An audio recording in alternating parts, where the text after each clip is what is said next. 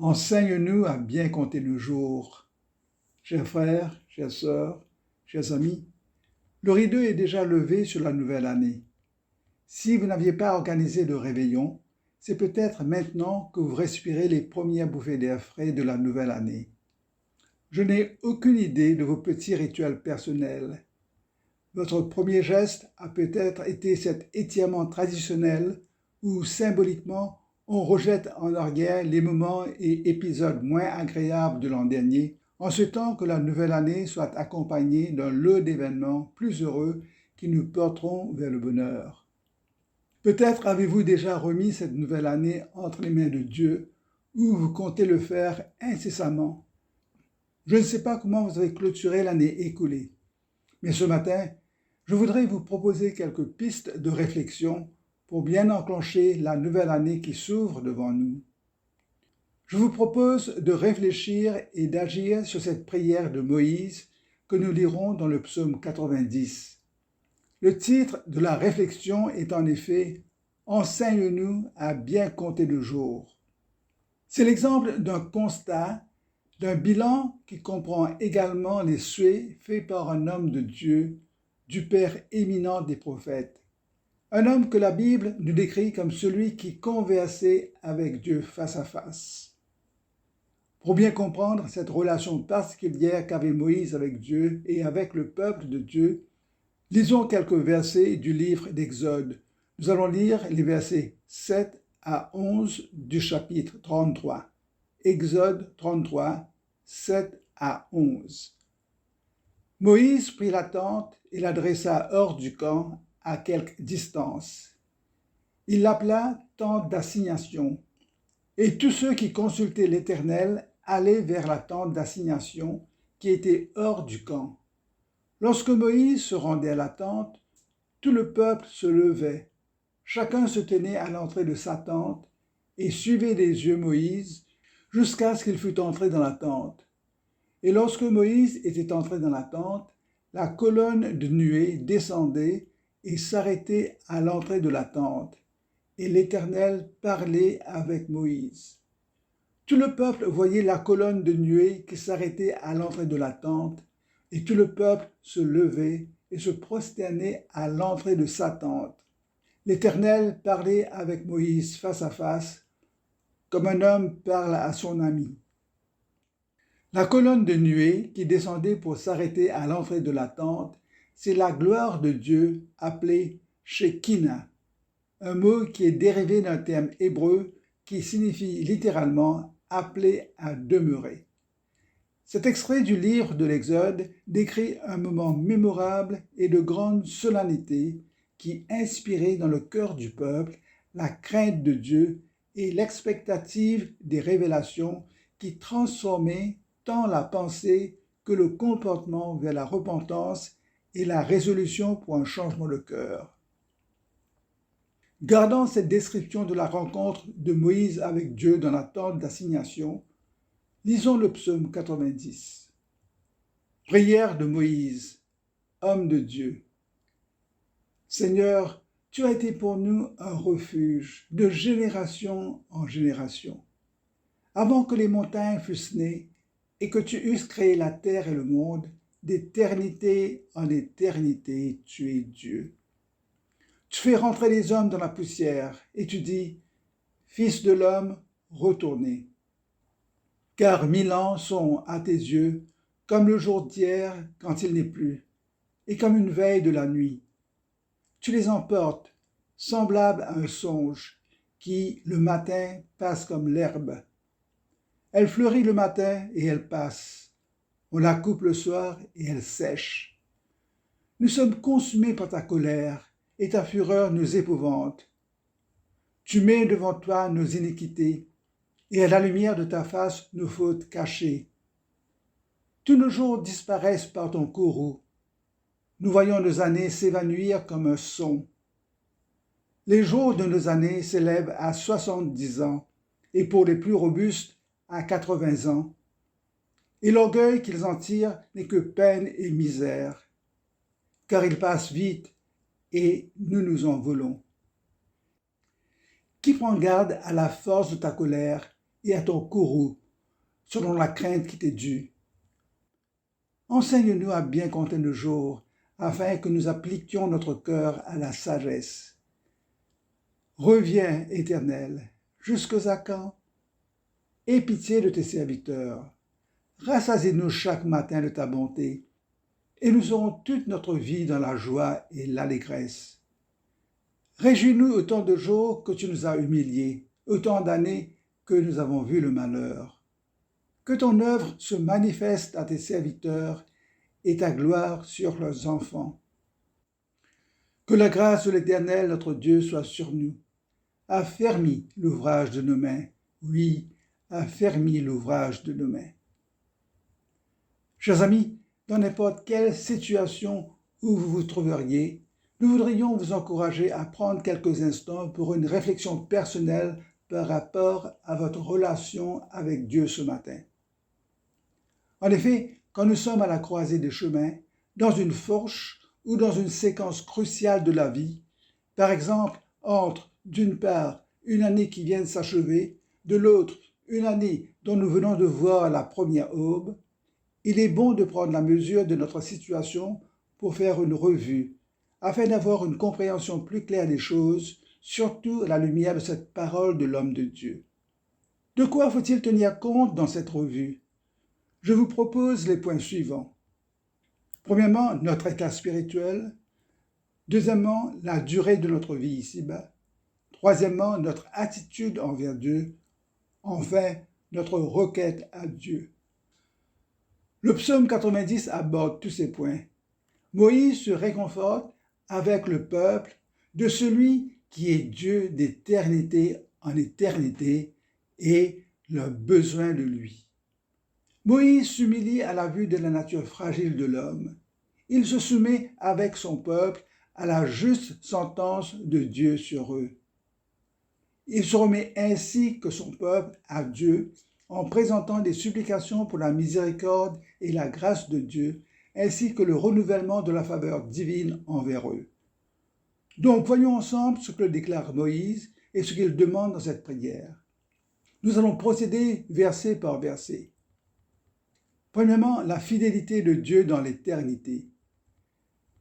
Au verset 1, prière de Moïse, homme de Dieu. Seigneur, tu as été pour nous un refuge de génération en génération. Moïse commence avec ce constat indéniable, un mot de remerciement et de reconnaissance à l'effet que Dieu est celui qui assure notre protection, et cela de tout temps, même si nous ne sommes pas vraiment conscients de sa présence ou de sa main protectrice sur nous. C'est une question de conviction profonde et inébranlable, pas une affaire d'émotion. Dieu est souverain sur tout, il est en contrôle de tout ce qui nous touche. Cette vérité ne doit jamais être mise en question à cause des circonstances changeantes et imprévisibles de notre vie. Seigneur, tu as été pour nous un refuge de génération en génération. La fidélité divine remonte aussi loin que nous puissions nous remémorer. Au verset 2, Moïse continue en insistant sur la présence éternelle de Dieu. Avant que les montagnes fussent nées et que tu eusses créé la terre et le monde, d'éternité en éternité, tu es Dieu. Une belle phrase pour exprimer ce que j'appelle l'éternalité de Dieu. Dieu n'est pas l'éternité, il n'est pas l'infini, mais Dieu est éternellement infini. Il n'est ni dans la durée, ni dans l'espace, mais il existe de tout temps et sa présence est partout. Cette référence à l'éternité de Dieu et ce contraste avec le temps doivent retenir notre attention, car cela nous est expliqué dans les versets qui suivent. Prenons un moment pour nous rappeler que Dieu est l'auteur de tout et qu'il sera toujours en contrôle de tout, car toute la création est l'ouvrage de ses mains. Au verset 3, c'est Dieu, nous dit Moïse, c'est Dieu qui décide de tout, surtout de notre départ de ce monde. Et il le dit en nous rappelant que nous avons été façonnés à partir de la poussière de la terre. Et je cite, « Tu fais rentrer les hommes dans la poussière, et tu dis, Fils de l'homme, retournez. » Le deuxième point, c'est la brièveté de notre vie. Du verset 4 au verset 6, l'homme de Dieu nous rappelle notre petitesse et la brièveté, la très courte durée de notre vie. Il nous donne une comparaison et un contraste qui nous permettent de comprendre la durée de notre vie par rapport à l'éternité. Je relis les versets 4 à 6. « Car 1000 ans sont à tes yeux comme le jour d'hier, quand il n'est plus, et comme une veille de la nuit. Tu les emportes, semblables à un songe, qui, le matin, passe comme l'herbe.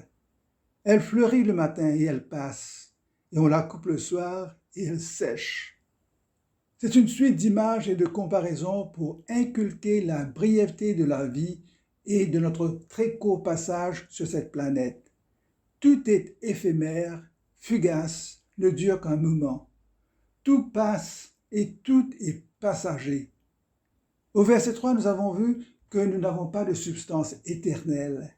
Nous ne sommes que poussière, aucune durabilité, plutôt une fragilité, de la poussière emportée et dissipée par le vent. Au verset 4, « Car 1000 ans sont à tes yeux comme le jour d'hier. » C'est ici la comparaison et le contraste que nous donne Moïse pour comprendre et calculer, pour ainsi dire, le temps de notre vie sur cette terre par rapport à l'éternité. Tout est évanescence. Le temps est irrattrapable en dépit de nos efforts.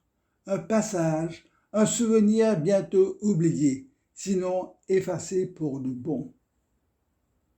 Ce que je vais faire maintenant vous aidera à prendre compte et à être plus sensible à la manière dont nous vivons et dont nous gérons notre vie. Restez avec moi pour ce petit exercice de calcul. Car 1000 ans sont à tes yeux comme le jour d'hier. Réfléchissons.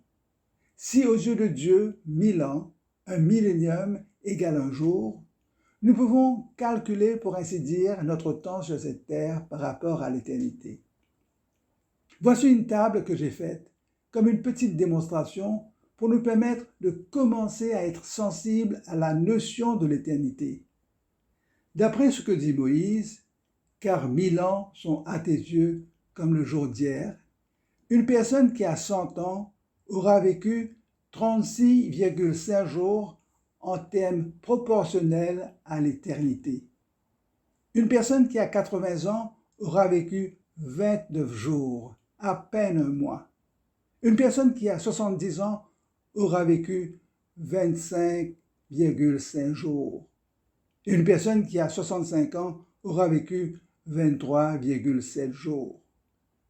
Conclusion pour provoquer notre réflexion sur la durée de notre vie aux yeux de Dieu. Si nous mourons à 100 ans sur la terre, cela équivaudra à 36,5 jours aux yeux de Dieu.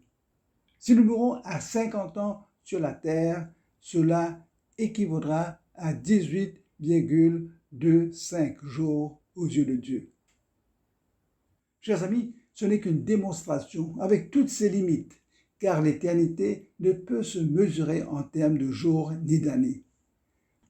Vous comprenez bien que cet exercice de calcul vise à nous faire réfléchir sur l'urgence de bien gérer notre vie ici-bas. En passant, les 969 ans de Mathusalem sur la terre n'étaient que 353 jours aux yeux de Dieu, même pas une année. Vous me dites que ce calcul est absurde, vous avez parfaitement raison, mais il nous permet de saisir la brièveté de notre vie sur la terre. D'autre part, il nous permet de nous préparer pour l'éternité.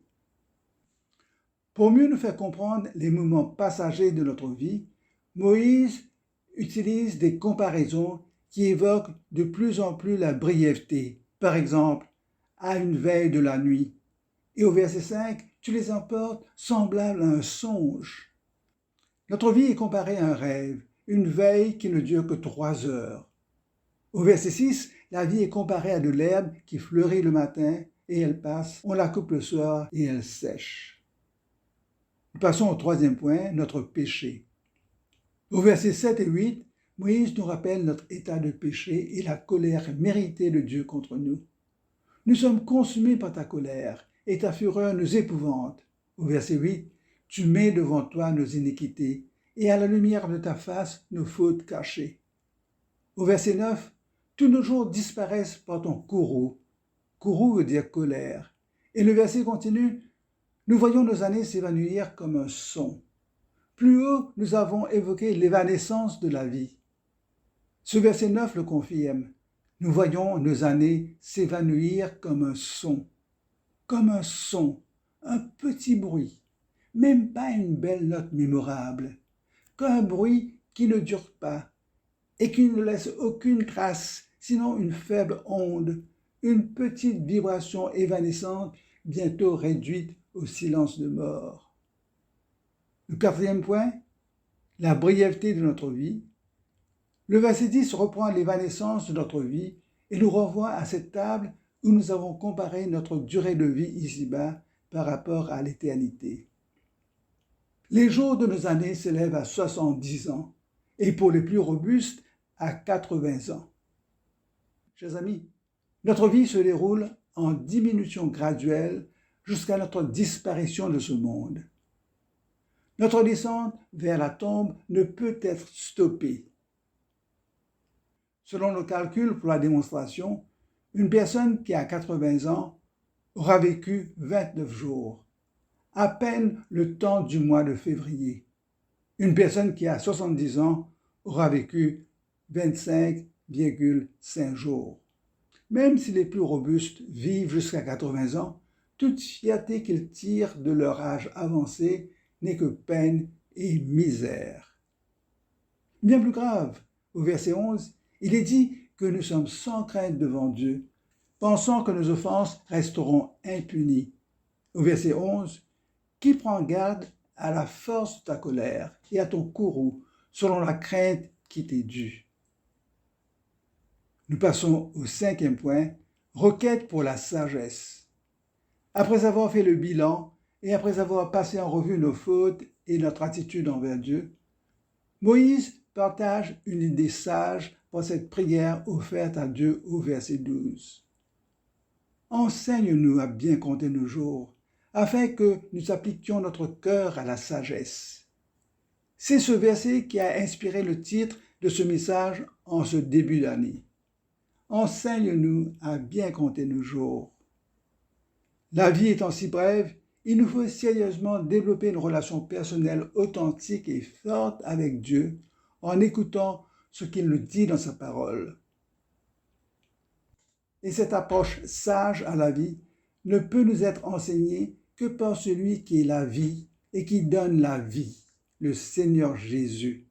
Je le redis, et cette approche sage à la vie ne peut nous être enseignée que par celui qui est la vie et qui nous donne la vie, le Seigneur Jésus. Pour la seconde partie du verset, à savoir, afin que nous appliquions notre cœur à la sagesse, nous nous rappellerons que le commencement de la sagesse, c'est la crainte de l'Éternel, et la science des saints, c'est l'intelligence. Je viens de vous citer Proverbe 9, le verset 10.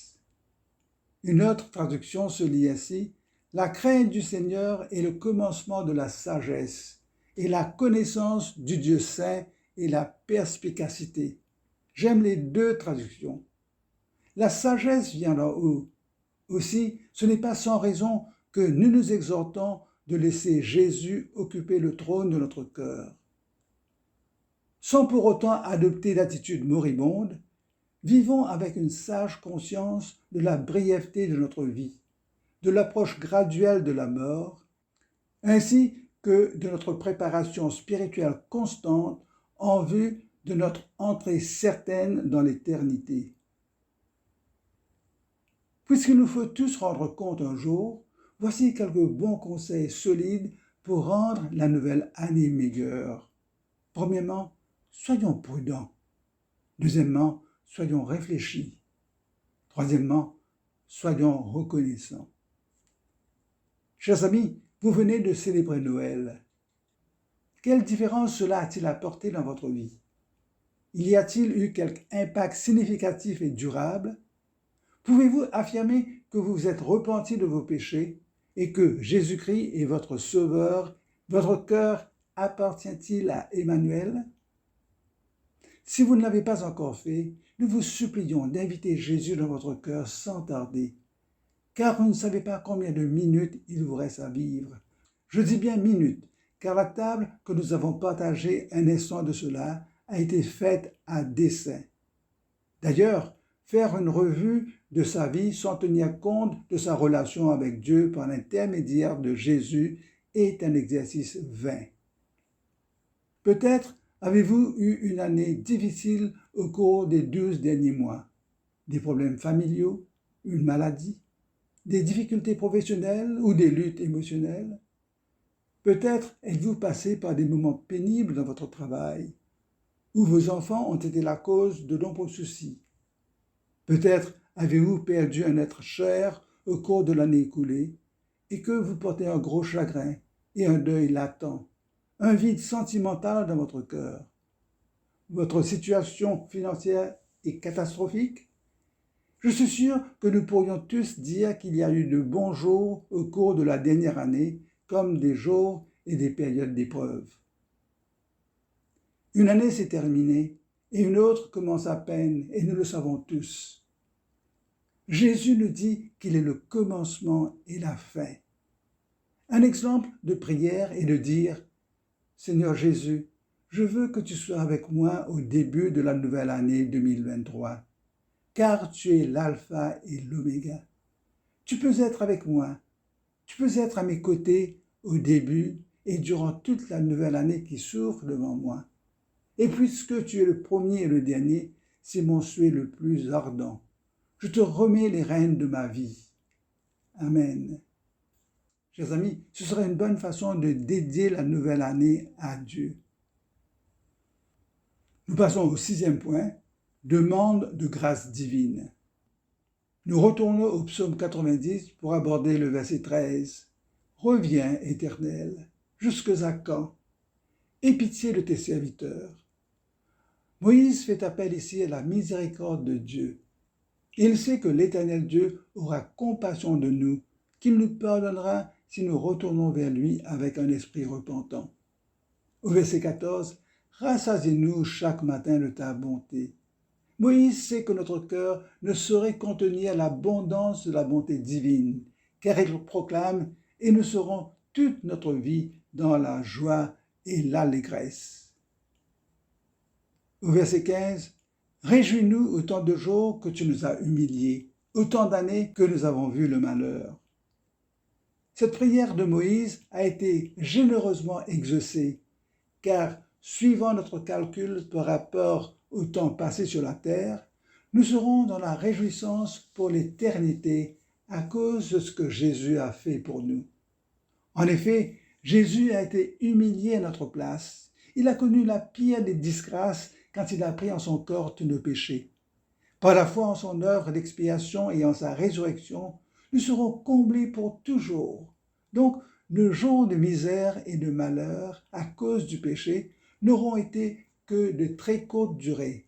D'autant plus que si nous nous soumettons déjà à Jésus comme notre Sauveur et Seigneur. Au verset 16, « Que ton œuvre se manifeste à tes serviteurs et ta gloire sur leurs enfants. » L'œuvre de Jésus à la croix est connue de toutes celles et de tous ceux qui ont pris la décision de se soumettre à Dieu par la foi en Jésus. Et tous les enfants de Dieu qui sont en Christ connaîtront la gloire de Dieu.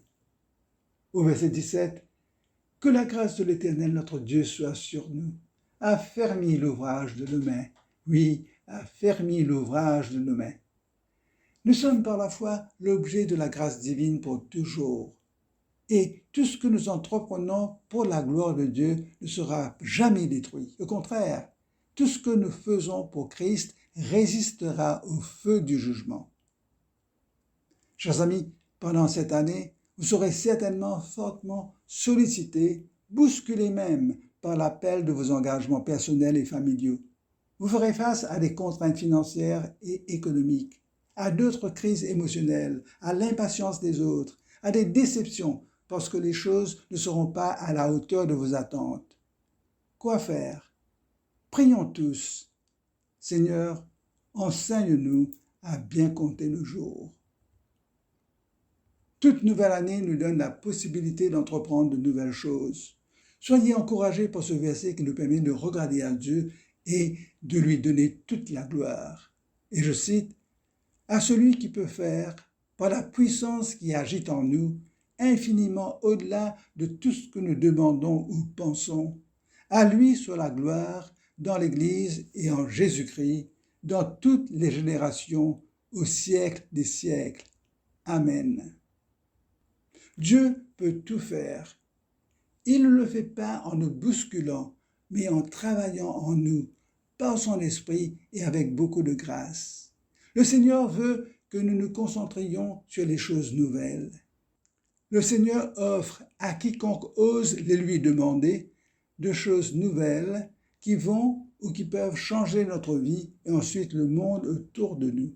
Remarquez dans le verset cité de l'apôtre Paul, Dieu est capable de faire bien au-delà de ce que nous lui demandons, de ce que nous pensons et de ce que nous pouvons imaginer. Enseigne-nous à bien compter nos jours. Alors que nous entrons dans le futur, le rappel de l'œuvre de Dieu dans ce monde, à la fois attendue et inattendue, œuvre visible et invisible, eh bien tout nous donne la foi pour ce qu'il fera. Notre confiance dans le Seigneur grandit lorsque nous prenons le temps de nous rappeler qu'il a toujours été fidèle. Au début d'une nouvelle année, les gens tiennent compte de leur bilan. Ils évaluent leurs décisions passées et considèrent la trajectoire sur laquelle ils se trouvent actuellement. Cela fait du mois de janvier un moment particulièrement propice pour nous rappeler ce qui compte le plus. L'indice crucial, c'est tout tourne autour de Jésus. Je le redis, tout tourne autour de Jésus. Nous pouvons redémarrer en embrassant cet indice, en nous rappelant la résolution la plus importante de toutes, mettre le Seigneur Jésus en premier de notre vie. La révélation. Alors qu'une nouvelle année semble apporter un sentiment d'espoir pour l'avenir, notre véritable espérance ne réside pas dans une année éphémère, bien qu'elle soit nouvelle, mais notre espérance est en la personne de Jésus, qui a ouvert une nouvelle ère pour nous. Il vient ce jour où il n'y aura plus de mort, ni deuil, ni cri, ni douleur. Chers amis, êtes-vous enthousiasmés par les possibilités de cette année qui ne fait que commencer? Dieu a prévu de grandes choses pour vous et pour votre famille. Nous vous le disons en toute assurance à cause de sa fidélité envers celles et ceux qui l'aiment en Jésus-Christ. Chers tous, pour terminer, nous vous souhaitons une bonne année 2023 dans le Seigneur. Que la grâce du Seigneur Jésus, que l'amour de Dieu et que la présence du Saint-Esprit vous accompagnent. Nous vous souhaitons beaucoup de bénédictions selon les bonnes promesses de Dieu dans sa parole. Joyeuses fêtes en famille. Merci de nous contacter sur le 5-251-4952. Le 5-251-4952. À bientôt.